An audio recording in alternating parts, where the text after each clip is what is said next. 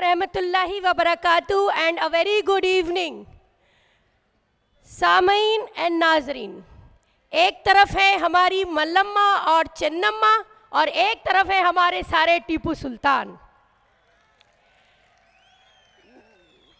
मैं आपके सामने कोई ज़्यादा बड़ी लंबी स्पीच नहीं दूंगी क्योंकि आज आपने हमारे बहुत काबिल बहुत सीनियर लीडर्स को सुना और मुझे पूरी उम्मीद है कि बात आपके जहन और आपके दिलों तक पहुंच चुकी होगी। मैंने इस 15 अगस्त पर एक पोयम लिखी थी जिसका टाइटल था country can be free but peoples are slaves. मुल्क आज़ाद है, हम अभी भी गुलाम हैं। पहले हम गुलाम कांग्रेस के रहे और फिर हम अब गुलाम जो हैं वो बीजेपी के हैं। आप लोगों से कोई ऐसी चीज़ नहीं जो छुपी हुई हो, सारी खबरें आप जानते हैं, सारे हालात आप जानते हैं। चूँकि हमें अभी और लोगों को भी सुनना है इसलिए मैं अपनी बात बहुत मुख्तसर रखूँगी। मैं सिर्फ आपसे एक अपील करके यहाँ से जा रही हूँ।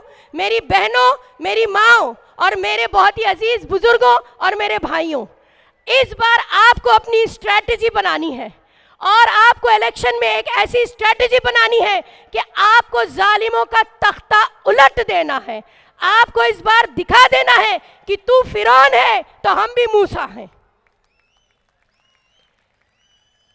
आप देखिए कि 15 अगस्त पे इन्होंने कहा कि हम 75 साल आज़ादी के पूरे होने की खुशी में महोत्सव बना रहे हैं। मैं नहीं मानती ऐसी आज़ादी को जिसमें आज भी औरतें रेप की जाती हैं, मजलूम बच्चे लिंच किए जाते हैं और न जाने कितने जवान ऐसे लोग जो हक की बात करते हैं सलाखों के पीछे सजा काट रहे हैं। मैं ये कहना चाहूँगी, अगर इस बार एक वोट भी आप लोगों ने किसी और पार्टी को दिया, खुदा की कसम आप अपनी बेटियों की और अपनी बहनों की इज्जत का सौदा करेंगे। खुदा की कसम आप अपने आने वाली नस्लों का खून करेंगे। आप मुजरिम होंगे, आप मर्डरर होंगे अगर आपने इस बार अपनी वोटिंग स्ट्रेटजी तय नहीं की। तो मैं आपसे सिर्फ एक अपील कर रही हूँ और ये इल्तिजा कर रही हूँ, बहुत दर्दमाना दिल से इल्तिजा कर रही हूँ। आपने आज सुन लिया है और आप देख रहे हैं, आपके कान भी खुले हैं, आपकी आंखें भी खुली हैं और आपके जहन भी खुले हुए हैं। इस बार धोखा मत खाइएगा, खुदा के वास्ते इस बार आप बचाइए ताकि आने वाले 75 साल के बाद आप लाल किले पे झंडा फहराते हुए ये खुशी महसूस करें कि हाँ आज हम वाकई आज़ाद हैं। ये स्ट्रैटेजी आपको आज अभी इसी वक्त से तय करनी होगी। मैं बस इतनी ही अपील करने आपसे आई हूँ। चूंकि अभी वक्त भी कम है और आप ऑलरेडी बहुत कुछ सुन चुके हैं तो बार बार उन्हीं बातों को दोहराने का कोई मकसद नहीं है। बहरहाल हमारी बहनों से खास अपील यह है कि इस बार आपको साबित करना है कि रानी की झांसी आप ही हैं, हजरत बेगम महल भी आप ही हैं, रजिया सुल्तान भी आप ही हैं और रानी चन्नम्मा भी आप ही हैं। इस बार काम कीजिए, फील्ड पे उतरिए, गली गली कूचे कूचे जाके अपनी नस्लों को बचाइए, अपनी नौजवान नस्लों को कत्ल होने से, लिंच होने से बचाइए।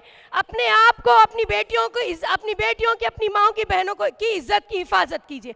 अगर आप समझते हैं कि आप में इंसानियत है वाकई और आप दर्द रखते हैं तो मैं मानती हूँ यहाँ से उठ के जाने वाला हर शख्स आज ये अहद करके जाएगा कि उसको अपनी वोटिंग स्ट्रैटेजी कैसी रखनी है। एसडीपीआई पार्टी बिल्कुल आज वही काम कर रही है जो फ्रीडम फाइटर्स ने फ्रीडम मूवमेंट में किया था।